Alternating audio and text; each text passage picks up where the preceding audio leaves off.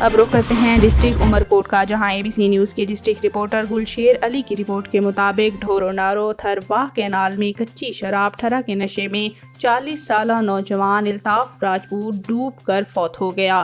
ورثہ کی جانب سے لاش گرہوڑی بس اسٹاپ پر رکھ کر احتجاجی دھرنا دیا گیا۔ دھرنے کے شرکا ڈھورو نارو اور گرد و نواح میں کچی شراب کی فیکٹریوں کے خلاف نعرے بازی کر رہے تھے۔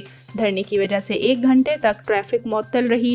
اس موقع پر سابق وائس چیئرمین حاجی نعیم راجپوت، سعید راجپوت اور دیگر مظاہرین نے کہا کہ ڈھورو نارو منشیات کا گڑھ بنتا جا رہا ہے۔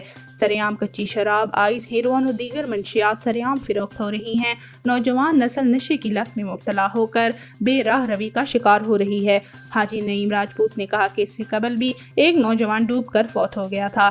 ایک ہفتہ میں دوسرا واقعہ ہے۔